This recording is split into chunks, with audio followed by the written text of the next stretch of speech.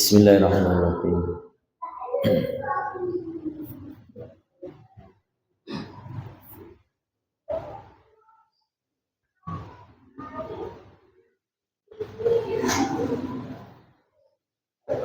Assalamualaikum warahmatullahi wabarakatuh. Alhamdulillah hamdan katsiran thayyiban mubarakan fi kama yuhibbu rabbuna wa yarda. Asyhadu an la ilaha illallah wa la syarika lahu wa asyhadu anna Muhammadan abduhu wa rasuluh. Allahumma shalli wa sallim wa barik wa an'im ala sayyidina habibina maulana Muhammadin sallallahu alaihi wasallam wa ala alihi wa sahbihi ajma'in. Amma ba'd.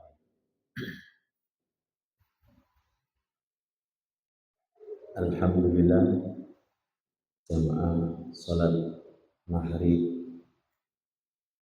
dan nanti insyaallah salat isya yang dimuliakan Allah. Alhamdulillah pada malam hari ini atas karunia nikmat Allah kita dapat berkumpul di masjid yang berbarokah ini insyaallah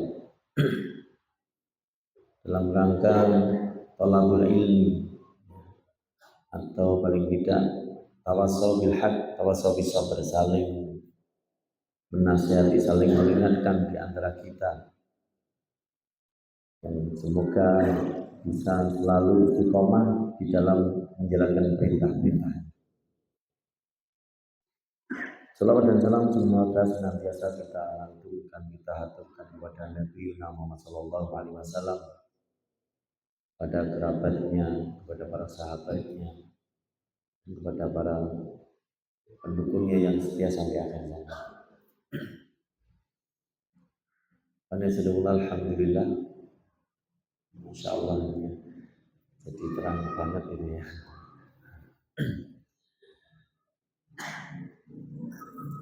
Pada kesempatan ini tadi saya diminta dari Pak Yusuf selaku pengurus dari masjid SIC atau masjid apa nih? Ubaidah atau yang mungkin di Siwal Islamic Center untuk menggantikan kalau tadi sebelum atau menjelang maghrib sekitar jam 5. Bismillah, mungkin di sini saya akan mengambilkan salah satu hadis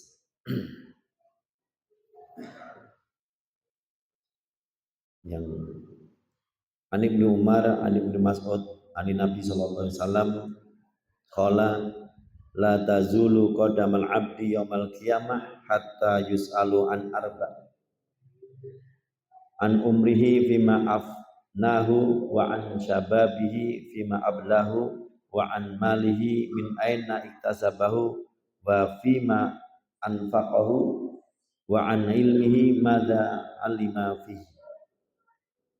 Ini ada hadis yang semisal dengan ini. Ada juga yang dalam konteks lain, la tazulu qadama abdi yaumal qiyamah hatta yus'alu an arba' an umrihi fima afnahu wa an ilmihi fima fa'ala wa an malihi min aina iktasabahu wa fima anfaqahu wa an jismihi fima ablah. Hampir sama tapi ada satu redaksi yang agak berbeda sedikit. Hadis dari beberapa riwayat, ada yang dari Tirmidzi dan ada yang dari yang beberapa riwayat yang lain. Kepada saudara di sini saya akan menyampaikan dan semoga mengingatkan pada kita semuanya, terutama pada diri saya sendiri, La tazulu qadama 'abdi yaumil qiyamah. Ya, tidak akan bergeser, tidak akan bergerak kedua kaki seorang hamba pada hari kiamat nanti. Hatta yus'alu an arba, sampai ditanya kepadanya tentang empat perkara. Empat perkara. Kalau yang tadi hadis yang pertama tadi saya sampaikan, ya, tidak akan bergeser kedua kaki seorang hamba sampai akan ditanya tentang empat perkara. An umri bima afnah, dia akan ditanya tentang umurnya, untuk apa dia habiskan. Nah, ini mungkin kita baca dulu. Akan ditanya tentang umurnya untuk apa dia habiskan. Yang kedua, an syababi bima ablan, dan akan ditanya tentang masa mudanya. Ya, ini berarti kalau kita pahami tadi ditanya tentang umurnya, ditanya tentang umurnya, padahal umur itu ada masa mudanya ya. Tapi ini ditanya khusus masa muda. Ditanya khusus masa muda, berarti Masya Allah, berarti masa muda itu betul-betul sangat istimewa sekali. Wah, ini yang mungkin sudah di atas masa muda itu umur berapa ya masa muda itu? Masa muda itu kalau di dalam hadis nanti di dalam hadis itu nanti semua manusia itu masuk ketika di surga nanti umurnya itu berapa di surga itu umurnya seperti umur berapa? Hadis diriwayatkan berarti masa muda itu kalau saya pikir seperti itu karena di dalam hadis kan di surga itu nggak tua nggak anak-anak kan berarti masa muda gitu. Nah, masa muda kalau di hadis dalam riwayat itu kalau di surga itu nanti orang itu seumur dengan umur 33 tahun.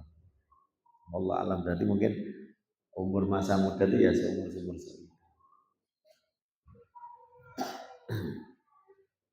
Wa an malihi min aina iktasabu, dan dari mana dan wa an malihi, dan akan ditanya tentang hartanya. Pertama tadi akan ditanya tentang umurnya, untuk apa dihabiskan. Kedua ditanya tentang masa mudanya, khusus ini sampai masa muda akan ditanya khusus. Yang ketiga akan ditanya tentang hartanya, dari mana dia mendapatkannya. Wa fima anfaqahu, dan untuk apa dia belanjakan. Dibelanjakan apa saja, dihabiskan untuk apa saja. Wa an ilmihi, dan akan ditanya tentang ilmunya. Dan akan ditanya tentang ilmunya. Akan ditanya tentang ilmunya. Mada amilani, untuk apa dia amalkan ilmunya tersebut. Nah, di sini ada.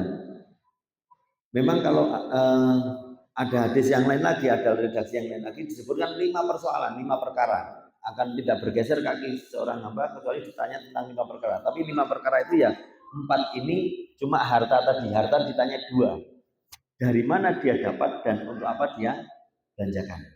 Itu hadis yang tadi yang. Kemudian hadis yang berikutnya yang tadi saya sampaikan ada lagi hadis yang menyebutkan ini beda sedikit redaksinya. Akan ditanya tentang 4 perkara. 1, an umrihi fima afnahu, tentang dia akan ditanya tentang umurnya untuk apa dihabiskan. Wa an ilmihi, dan akan ditanya tentang ilmunya fima fa'ala, untuk amal apa saja ilmunya tersebut.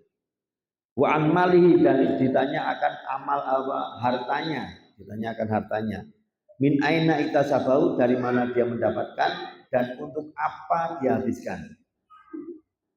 Wa an jismihi, dan akan ditanya tentang badannya, untuk apa dia manfaatkan. Ya, tadi kalau tadi masa mudanya dimanfaatkan untuk apa? Ya ini hampir sama. Yang mungkin masa muda itu mungkin lebih cenderung pada jiwa badan ya, Mbak, beda. Kalau dalam apa namanya istilah Kata-kata mutiara di Arab tuh fiyati suban amrul ummah, di tangan pemuda itulah urusan umat. Nah itu artinya masa muda itu masa yang sangat istimewa, sehingga akan ditanya khusus. Ikhwan satu rumah mungkin bisa kita beri satu-satu, bahwasanya seorang hamba tidak akan bergeser kakinya, tidak akan bergerak, dia setelah diberdirikan, setelah dia dihidupkan kembali, tidak akan pindah kakinya, kecuali tidak akan pindah dari tempat itu kecuali akan ditanya tentang persoalan ini, yaitu tentang umurnya. Mari kita perhatikan umur dari kecil sampai dewasa. Untuk apa dihabiskan? Ini artinya ya sesuatu banyak. Kita akan ditanya tentang masa-masa umur. Yang tadi yang disebut, yang kedua adalah masa muda. Masa muda itu tadi itu masa muda itu kapan? Kalau kita melihat sirah Rasulullah SAW, sejarah Rasulullah, kadang kita menyampaikan ya masa muda itu ya tadi itu mungkin di bawah umur 30-an ke bawah lah, atau di bawah 35 ke bawah. Tapi kalau kita melihat sirah Rasulullah diangkat jadi nabi umur 40 tahun. Umur 40 tahun. Kemudian selama di Makkah dakwah dari awal dakwah Siriyah, kemudian Allah wajibkan dakwah terang-terangan dan terus berjuang sampai selama 13 tahun di Makkah. Kemudian Allah wajibkan hijrah Rasulullah ke Madinah. Setelah di Madinah, di tahun kedua Hijriah, dari tahun setelah hijrahnya Rasulullah, ada satu peristiwa, yaitu apa? Perang Badar. Perang yang sangat dahsyat, pertama kali, dan perang besar-besaran. Bahkan disebut Badar adalah Yaumul Furqan, hari pembeda antara al-haq dan batil, karena di saat itu adalah masa yang berat sekali di antara kemenangan dan kehancuran. Bahkan doa Rasulullah, ya Allah, kalau Engkau tidak menangkan kami, tidak mau menangkan hamba-hambamu ini, saya Engkau tidak akan disembah lagi di bumi ini. Seperti itu sampai apa namanya, merengeknya Rasulullah pada Allah SWT supaya dimenangkan betul. Itu tahun berapa? Tahun 2 Hijriah. Itu tepatnya Rasulullah berumur 55 tahun. Ini ya, 55 tahun. Umur 55 tahun Rasulullah mengawali perang. Awal perang Rasulullah itu di umur 55 tahun. Kalau dalam sirah disebutkan peperangan itu ada dua jenis perang. Namanya perang Rasulullah itu ada dua. Satu Sariyah, satu lagi Ghazwah. Sariyah itu peperangan-peperangan yang Rasulullah tidak hadir, tidak ada di situ, tidak ikut. Ya, Sariyah itu pasukan-pasukan perang yang dikirim Rasulullah dan Rasulullah tidak ikut. Kalau Ghazwah adalah peperangan-peperangan yang Rasulullah hadir dan ikut dalam perang itu. Entah itu Rasulullah memimpin langsung atau Rasulullah mengangkat sahabat untuk memimpin. Nah, itu namanya Ghazwah. Ghazwah adalah peperangan yang Rasulullah hadir, entah itu ikut, entah itu memimpin ataupun tidak memimpin, tapi Rasulullah mesti hadir. Kalau Sariyah adalah peperangan yang Rasulullah tidak hadir, tapi mengirim pasukan-pasukan pada peperangan tersebut. Seumur Rasulullah, Ghazwah itu ada 27 kali. Seumur Rasulullah itu, jadi sejak hijrah Rasulullah, kan perangnya itu sejak hijrah. Sebelum hijrah belum pernah ada peperangan Rasulullah. Dalam peperangan itu Rasulullah mulai di umur 2 Hijriah atau 1 Hijriah akhir. Dari 1 Hijriah akhir baru 2 Hijriah lebih dominan di 2 Hijriah sampai akhir hayatnya Rasulullah. Itu sebanyak 27 ghazwah, 27 peperangan yang Rasulullah hadir. Sariyahnya itu Rasulullah mengirim pasukan perang itu sebanyak berapa? 47 kali. 47. Artinya kalau ini yang tercatat dalam sirah. Bahkan ada juga yang menyatakan ada beberapa yang tidak tercatat oleh sirah. Tetapi secara masyhur yang apa namanya diakui para ulama secara tertulis secara sirah itu 27 ghazwahnya, 47 syariahnya. Totalnya berapa? 74 peperangan yang di masa Rasulullah. Sejak kapan? Sejak 2 Hijriah. Sejak Rasulullah umur 55 tahun. Nah, kalau kita pikir itu masa muda atau masa tua, gitu ya. Tapi Rasulullah masa itu awal-awal peperangan. Dan kalau kita hitung perannya Rasulullah mulai dari umur 55 tadi sampai umurnya Rasulullah 63 tahun, sekitar 809 tahun Rasulullah melaksanakan peperangan ini. Hitunglah 9 tahun dari 2 Hijriah sampai meninggalnya Rasulullah adalah akhir 9 atau awal 10 Hijriah. 10 Hijriah Rasulullah meninggal. Nah, di situ 10 Hijriah meninggal, 9 tahun Rasulullah ikut peperangan. Ghazwahnya sama syariahnya. Selama 9 tahun terjadi 74 peperangan. 74 dibagi 9. Berapa ya? 8, gampang aja 8 7 8. 74 dibagi 9 8 kali. Maka setiap tahun 8 kali Rasulullah perang. Nah, dalam peperangan 8 kali. 8 kali. Lebih ya, karena ada 2 lagi. 8 kali. Terus dalam setiap tahun ada 4 bulan yang Rasulullah tidak boleh berperang. Bulan apa namanya? Bulan haram. Bulan haram itu bulan apa? Dzulqa'dah, Dzulhijjah, Muharram sama Rajab. 4 bulan haram, 4 bulan dilarang perang. Berarti yang boleh perang berapa bulan? 8 bulan. Setiap tahun 8 kali. Berarti setiap bulan Rasul mesti ada perang. Gitu saja. Padahal peperangan itu sekali berangkat itu ya berhari-hari. Seperti perang Badar tadi terjadi pada 17 Ramadan. Berangkatnya di menjelang bulan Ramadan, baru turun wahyunya tentang Ramadan wajib itu di bulan Sya'ban. Maka ketika perang Badar itu pertama kali Rasulullah berpuasa dan pertama kali berperang.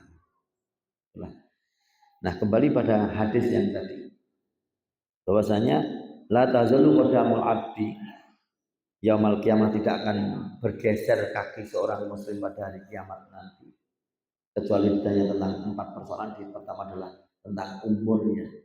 Bapak Ibu semuanya, kalau kita ingin mungkin ya, kita nanti akan ditanya umur kita, akan dipertanggungjawabkan umur kita. Masa mudanya juga akan dipertanggungjawabkan.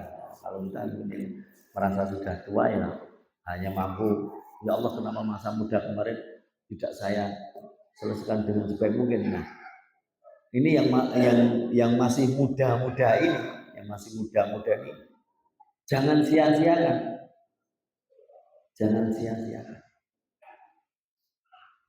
Dan tentunya laqad kana lakum fi Rasulillahi uswatun hasanah, bahwasanya sudah ada terdapat pada diri Rasulullah itu uswah hasanah, suri teladan yang terbaik. Artinya begini, Bapak Ibu semuanya, kalau kita ingin hidup kita istimewa, kalau kita ingin hidup kita benar-benar istimewa, bahkan mungkin bisa jadi sehatnya luar biasa, barokahnya luar biasa, manfaatnya luar biasa, itu bisa nggak? Bisa, kalau kita mau mengikuti cara hidup Rasulullah. Kita yakin kalau kita mau mengikuti suri teladan pada Rasulullah, baik secara pemahaman, secara ilmunya, bahkan secara hakiki hariannya, saya yakin sehat kita luar biasa. Kemudian barokahnya luar biasa, manfaat untuk umat juga luar biasa. Kalau kita mau betul-betul mengikuti Rasulullah SAW. Ya, dari segi umurnya kita akan ditanya, dari segi masa muda akan ditanya, kemudian dari segi harta juga akan ditanya. Artinya kalau kita semua mau mengikuti seperti Rasulullah ya memang mungkin ya berat ya. Dan tentang ilmu yang kita miliki ya kita manfaatkan betul. Mungkin tentang umur yang kita habiskan satu contoh. Kita ingin mencoba hidup kita betul-betul seperti Rasulullah mungkin. Itu mungkin ada pembahasan khusus tentang cara hidup Rasulullah. Kita baru diingatkan dengan hariannya Rasulullah dulu aja, harian Rasulullah. Itu belum sampai pada perjuangannya, harian Rasulullah saja. Harian Rasulullah itu tidurnya, kalau kita mau tidurnya seperti tidur Rasulullah, makannya seperti makan Rasulullah, harian kita seperti harian Rasulullah, saya yakin sehat kita luar biasa, manfaat kita juga luar biasa. Dan umur kita akan benar-benar bermanfaat.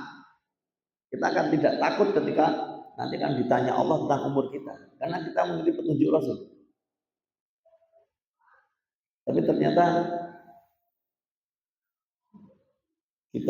saya pernah ingin mencoba baru tidurnya saja seperti tidur Rasulullah.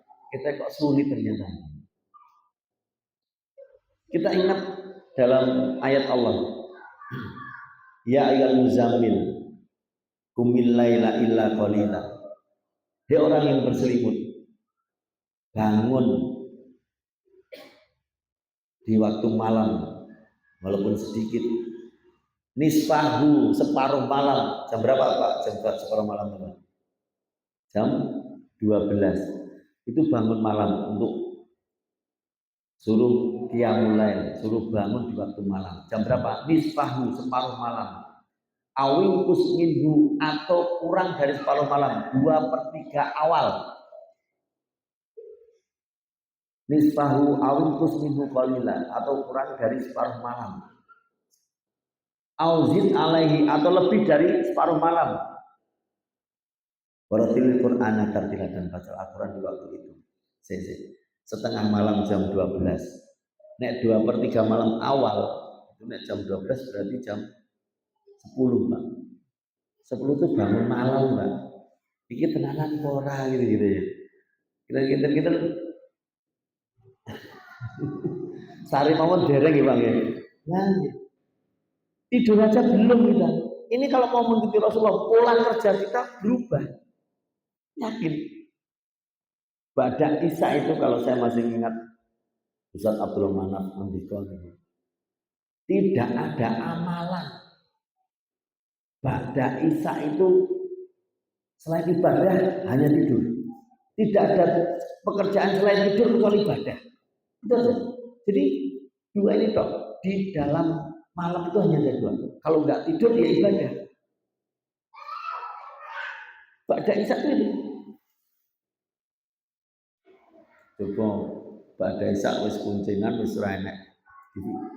Tidur wah kita ya tetap meli ra iso turu ya. Karena nggak terbiasa benar. Nggak terbiasa.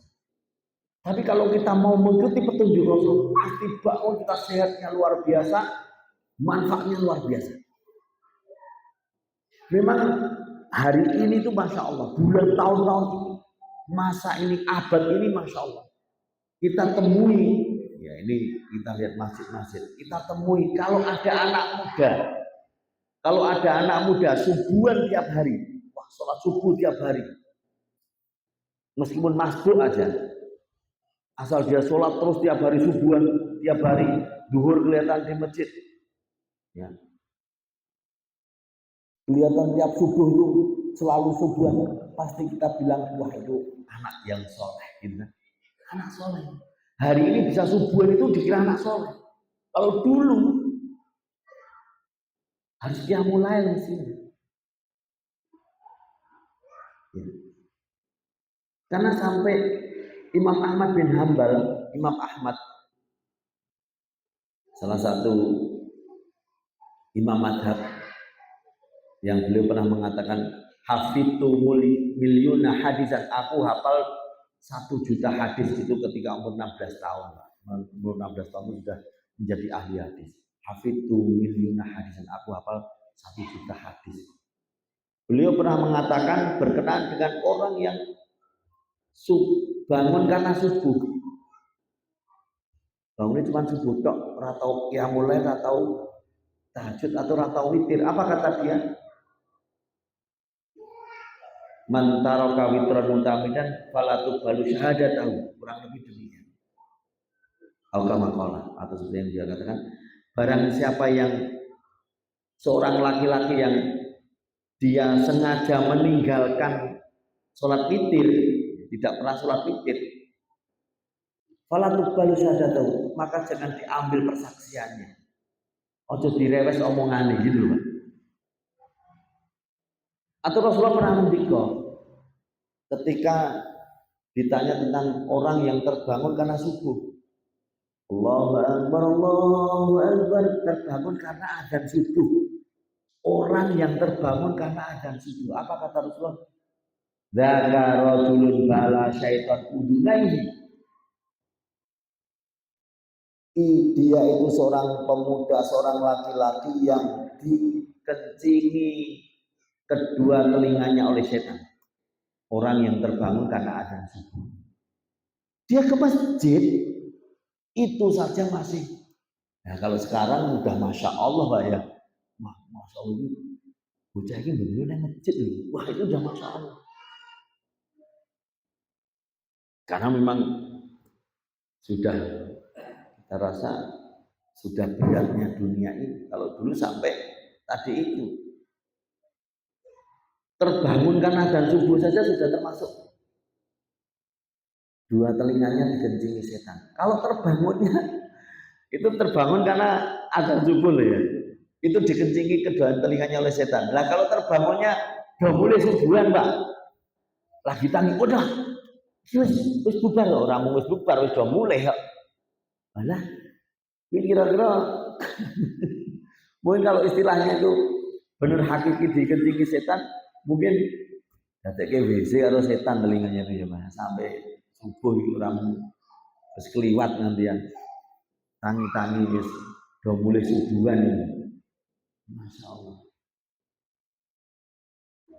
Nah kalau kita mau mengikuti, kita hati-hati umur kita, mari kita perhatikan semua amal kita. Sehingga Rasulullah juga mengatakan min husnil islami tarku malayani, yang terdapat dalam kitab Imam Nawawi beliau menyebutkan dalam hadis arba'in. Salah satunya adalah min husnil islami tarku malayani. Dari kebaikan kesolehan seorang mukmin itu, seorang muslim itu, orang Islam itu, salah satu kebaikan adalah meninggalkan hal yang tidak bermanfaat. Meninggalkan hal yang tidak bermanfaat. Tadi loh, ba'da isya tidur, kita angel. Ya kalau nggak pegang HP, nonton TV. Nggak pegang HP, nonton TV.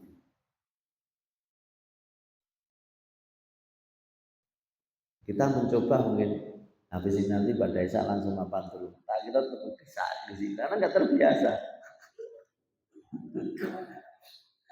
Atau malah bisa diwakil ngomong ya Bang. Mau masuk angin Pak, kok ya ini mapan turu. Nah, iya lah. Malah biasanya mapan turu mah diloki. Bangun setengah malam. Bahkan ada yang meriwayatkan, kalau Ustaz Budi Azhar itu mengatakan sholat azan pertama, kan azan subuh itu ada yang menyatakan 2 kali ya, azan pertama sama azan kedua. Azan pertama subuh itu, maka yang ada yang mengatakan maka sholatul khairum minan naum, ada yang tidak. Entah itu azan pertama itu menyebutkan azan pertama itu adalah tanda untuk tidur. Kalau Ustaz Budi mengatakan gitu. Kenapa? Karena dari jam 12 dia terbangun atau jam 1 atau jam 2 dia jadi jam 1 jam 12 dia terbangun, dia sholat malam. Ketika azan itu istirahat. Nah, itu. Coba kita tadi pengen seperti tidurnya seperti Rasulullah. Saya kata tadi, saya mencoba satu saja, yaitu tidur kita seperti tidur Rasulullah itu bingung. Kok sulit ya? Dalam riwayat tidur Rasulullah itu berapa waktu, Pak? Tidur Rasulullah 3 waktu. 3 waktu. Satu, qobla zuhur, qailulah. Qailulah itu penting, Pak. Qailulah itu penting. Sampai Rasulullah ngendika yang artinya qailulah lah kalian, tidurlah siang kalian. Qailulah lah kalian, oh qailulah. Qailulah kowe kuwi. Tidurlah siang meskipun sebentar kalian. Karena setan itu tidak qailulah, karena setan itu tidak tidur siang. Nah, ternyata tidur siang itu penting sekali, Pak. Ini anak-anak ini yang sekolah ragam tidur siang di sini, Pak. Ini kan anak-anak tabarok, tabarok ini asrama. Ya, saya kesini ikut kesini. Nah, praksis tak sini. Oh enggak. Ya, anak-anak asrama dan kita ikutkan di sini. Qailullah itu penting. Sekolah kita di tabarok itu dari jam 7:15 nanti sampai jam 11 itu apa namanya tahfidz, baca Quran, menghafal Quran itu sampai jam 11, dari pagi sampai jam 11 ini. Kalau tidak menambah hafalan murojaah itu terus nanti sampai jam 11 tidur siang, habis itu tidur. Ada wali yang menyampaikan, Ustaz, maaf anak saya nggak usah tidur siang saja, terus tidak, tetap harus tidur. Karena apa? Ini sunnah.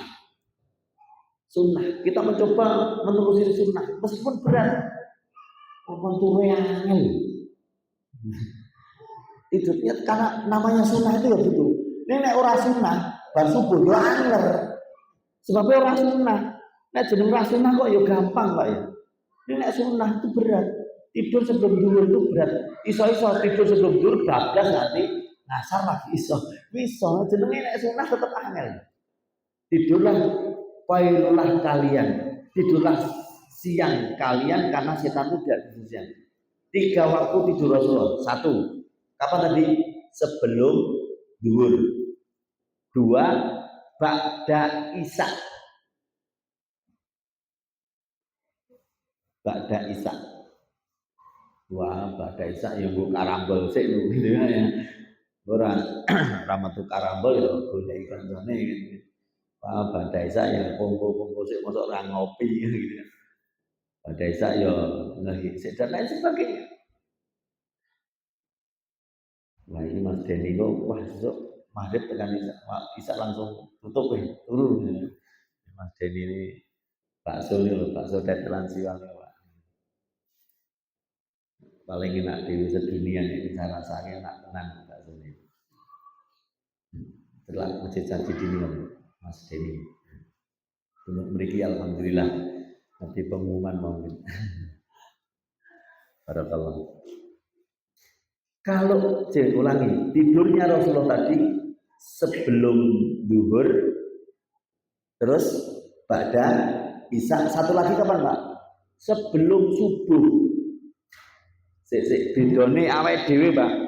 Nek kita ba'da isya tekan subuh. Nah, nek Rasulullah enggak, ba'da isya nanti bangun malam dulu. Kapan? Nisfahu awingkus minhu auzid alaihi. Separuh malam atau kurang dari separuh malam atau setelah separuh malam sedikit. Itu tidurnya Rasulullah. Tidurnya Rasulullah itu ba'da isya dan sebelum subuh. Jadi antara isya dan subuh itu ada terbangunnya. Ada terbangunnya. Ini hadir juga Pak Joko itu jantan memplak kirim gitu. Nanti Ustadz ini lalu ini langsung kabur. Beliau ini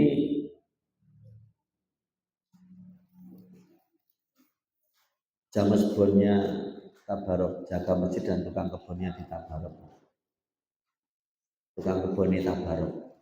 Alhamdulillah beliau aktif dan tiap malam itu bisa qiyamul lail dan menyelesaikan setiap malam itu dalam qiyamul lailnya 1 juz. Kuwi mung tukang kebone lho, ustaze kayak kaya ngapa ya? Bare sate angler. Di utara ini, udah tepat di. Ya satu sekian. Enggak angler tak om. Itu. Ternyata 1 juz aja perlu waktu. Nah kalau maksud saya kalau kita itu satu tahajud itu bisa 1 juz, bahkan ada yang 2 juz itu bisa. Rasulullah saya kan lebih daripada itu. Sampai Rasulullah kan diingatkan oleh di apa ya bahasanya itu apa itu? Naik bahasa Jawanya dilokke Pak ya. Dilokke oleh Aisyah. Ya Rasulullah, kok engkau sampai kaki Rasulullah itu sampai bengkak-bengkak, meluntung-meluntung ngoten niku. Kok sampai bengkak-bengkak ya Rasulullah? Sholat malam tuh sampai sebegitunya. Ya mulai sampai sebegitu. Ya Rasulullah kok sampai gitu? Engkau kan orang yang maksum, orang yang sudah diampuni dosanya, kok pasti seperti itu? Rasulullah yang mengatakan, apa salah nek aku jadi abdan syakur. Aku pengen menjadi hamba yang bersyukur. Hamba yang bersyukur. Maka kalau sholat malam selesai 1 juz itu berapa jam Pak Joko 1 juz itu? 1 jam Pak Joko ya? Nah, Pak Joko 1 jam ya. 1 jam nggak ada 1 jam sih kalau Pak Joko mengatakan wah aku kan motornya urung fase kaya ustaz jadi kan gitu ya. Jadi memang cara bacanya boleh pakai boleh baca Pak, akhirnya baca surat malam baca. Memang kita upayakan guru-guru teman-teman kita biasakan surat malam. Kenapa? Untuk apa umur kita ini? Nanti akan ditanya. Umur kita itu apa? Akan ditanya. 4 perkara dulu akan dia untuk habiskan untuk apa? Mencari dunia, orang rampung. Saya mencoba meyakinkan anak-anak saya, kowe carilah ilmu. Bismillah. Jangan ya awalnya orang kerasan yang bodoh ya omong. Di samping itu nekat pulang ya Senin sama beliau mulai mengajar yang mamilenya. Tapi saya katakan Abi tidak nuntut kamu mesti hafal. Tapi Abi nuntut kamu mesti soleh. Minta soleh itu kewajiban. Hafal Al-Quran itu rizki. Soleh itu wajib. Nah gitu. Menjadi orang soleh itu wajib. Masalah menghafal itu sebuah keistimewaan. Mari kalau ada ya qadarullah putra saya 3, putrinya 4, anak kula 7. Lewat ditangguti Pak Waluyo wis tambah piro lah ngertos jenengan kula ben pinten Pak Wal. Tadi kan aku 7. Niki barepe melu mrene.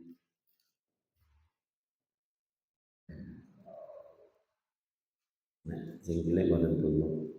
Sing kalih teng pondok.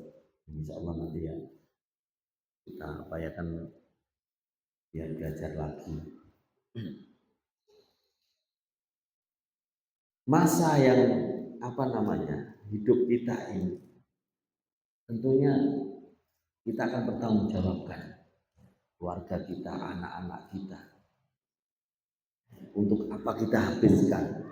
Maka tadi saya katakan kita mencoba menelusuri baru satu saja. Ingin seperti Rasulullah, tidurnya saja, belum makan loh ya. Belum makan loh.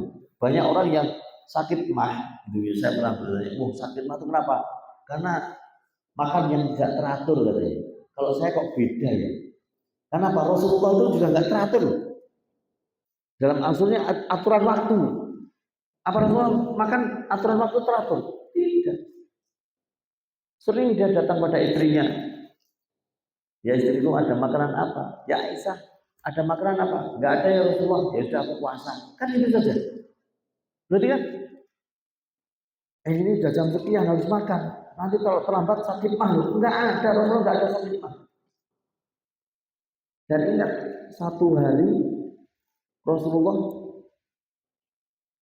dikajikan oleh salah seorang sahabat Umar. Umar menemui Abu Bakar. Ya Abu Bakar, ada nggak makanan Abu Bakar? Kenapa? Ini dia lapar. Sampai diganjel apa? Batu. Umar ganjel batu katanya. Ganjel batu Umar. Abu Bakar melihat lihat perutku.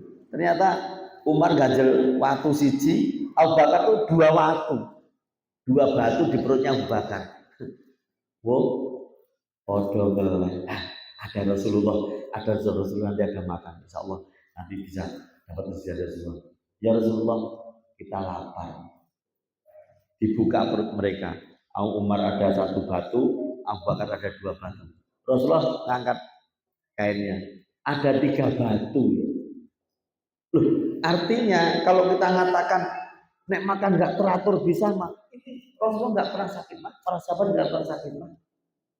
Keteraturan waktu tidak menentukan hal itu. Ayo kita mencoba kalau mau pengen hidup sehat, coba lagi Rasulullah makan yang lain. Gimana makan Rasulullah? Kita pelajari. Orang sama sego, makan kurma, nek itu yang bu. Orang sama sego makan kurma terus. Rasulullah kan ya, prinsipnya bukan masalah apa saja ini, tapi yang prinsipnya adalah kita adalah kaum yang apabila tidak akan makan kecuali apa? Kalau lapar. Dan kita berhenti makan sebelum kenyang. Mungkin ya, warung warung imbuh ya Pak. Awang lawe enak kon mandek kok. Warungnya jadi tambah kok gitu. Nah inilah yang beda. Jadi bukan persoalan waktunya ternyata. Apa yang dimakan tentu yang paling yang halal. Kemudian yang dimakan juga meskipun halal yang thayyib, yang baik, dan meskipun baik pun ternyata tidak berlebihan, tidak sampai kenyang Rasulullah. Mungkin itu juga termasuk caranya. Tadi pola tidur kita, ingat tidur Rasulullah 3 waktu. Kita pada subuh malah angler. Ini waktu adanya jam berapa? Kalau kita waktu tidur kita mungkin tidak bisa seperti itu karena ya belum terbiasa. Ketika saya di pondok saja ngelola pondok, adalah saya ngelola pondok. Ada 2, satu di Langenarjo namanya Dekiya Amma, Darul Quran Maladis Amma. Itu coba saya anak-anak tidurkan pada Isya ya tahu. Mestinya tetap ya harus ada kegiatan dulu.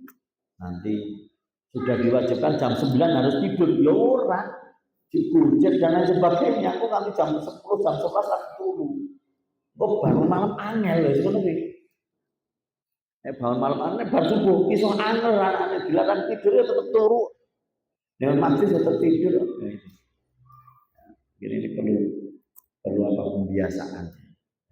Patih juga patihnya. Nah saya ini pentangi ya angel ya. Harusnya perhatian untuk sholatnya, tidur kita jaga biar bisa sholat malam waktunya. Kita gunakan umur kita, hati-hati jangan sampai habis karena urusan dunia. Kemudian masa kalau kita punya anak ya kita ingat masa muda anak. Masa mudamu penting sekali. Jangan kamu habiskan hanya dengan main-main saja. Saya mendapati, dan ini mungkin anak saya juga perlu saya ingatkan terus ini. Saya dapati berapa orang nih Pak, saya betul. Itu sampai ada kemarin wali murid kepada kami memohon untuk banyak hal menunda pembayaran, diantaranya karena juga punya 2 anak tok, yang satu ngurusi anaknya harus rehabilitasi karena sakit jiwa. Saya tanya sejak kapan sakitnya, ya sejak sekitar menjelang SMP. Kenapa sakitnya? Gara-gara HP. Gara-gara HP. Saya pernah cerita juga, murid kami dulu anaknya Masya Allah baik sekali, ibadahnya bagus dan lain sebagainya. HP Pak, ketika dia liburan karena hafalannya bagus dan lain sebagainya, itu diberi hadiah HP sama uminya, diberi hadiah HP, akhirnya main HP. Ketika diingatkan sholat marah, diingatkan sholat gak mau dan marah, sampai akhirnya melawan ibunya dikejar, dipukul dia aja gara-gara menyusul. Alhamdulillah dicegat satpam, ibunya lari, anaknya dipegang oleh satpam, panggilkan kita, diminta untuk diruqyah pun ternyata tidak bisa. Akhirnya saya datangi dia, saya ambil HP-nya, boleh nggak saya ambil? Diceritakan sama saya. Coba dibuka kuncinya, saya baca apa yang dilihat. Ya makin kip. Dan saking bencinya sampai, kenapa benci sama ibunya? Karena selalu mengingatkan untuk sholat, mengingatkan untuk baik, marah sama ibunya. Yang lebih parah Pak, di HP itu nama panggilan ibunya, nama kontak ya, nama kontak itu. Apa panggil namanya? Si anjing. Kata ini si anjing itu siapa? Ibumu kamu sebut kayak itu. Parah sekali Pak. Gara-gara HP. Akhirnya saya sama Ustaz Amir, Ustaz kita, termasuk Ustaz anak-anak ini yang jaga selama di kantor ini. Boleh nggak Bu, anak itu saya ambil, saya perbaiki. Silakan Ustaz. Saya sama Ustaz Amir diajak masuk mobil, kita bilang kita bawa pulang, tapi kita bawa ke pondok, satu pondok yang jauh dari semuanya, kita didik di sana. Alhamdulillah nggak sampai setengah tahun, 3 bulanan anak itu hubungi uminya, "Mi, aku udah baik insya Allah, Mi, aku tidak seperti kemarin, sampaikan pada Ustaz Zahid, minta maaf saya, Mi, pada teman-teman di Tabrok, minta maaf saya menjadi baik, dan saya tidak akan main HP lagi." Alhamdulillah. Nggak jauh Pak, ada di Mintan juga anak seorang dokter. Saya dipanggil, disuruh menasihati. Kenapa? Tidak mau keluar kamar, bukan keluar rumah, tidak mau keluar kamar, makan teriak, minta makan, kalau nggak dikasih ngamuk. Kenapa? Tidak mau pindah dari main HP, sampai kamarnya dikasih layar besar untuk main HP, untuk main game. Ketika saya masuk kamarnya, saya mau muntah. Wow, kenapa? Ternyata BAB dan lain sebagainya dia ditembak.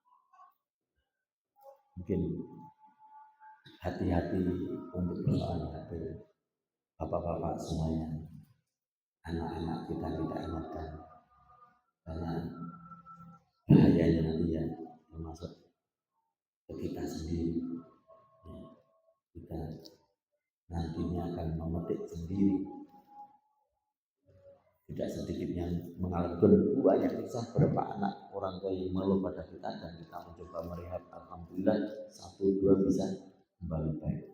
Jadi musuh kita hari ini diantaranya adalah hati.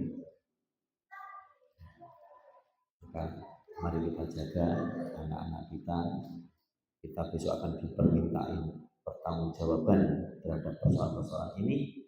Maka hati-hatilah supaya nantinya kita bisa menjaga pesan-pesan yang telah tadi kita sampaikan tadi, minimal dari umur kita akan bertanggung jawab untuk apa, dan tentunya kita juga bertanggung jawab terhadap anak-anak kita. Wallahu a'lam bishawab. Mungkin ini yang bisa saya sampaikan, semoga bermanfaat dan bisa kita ambil pelajaran. Subhanallah wa bihamdika, asyhadu an la ilaha illa anta, astaghfiruka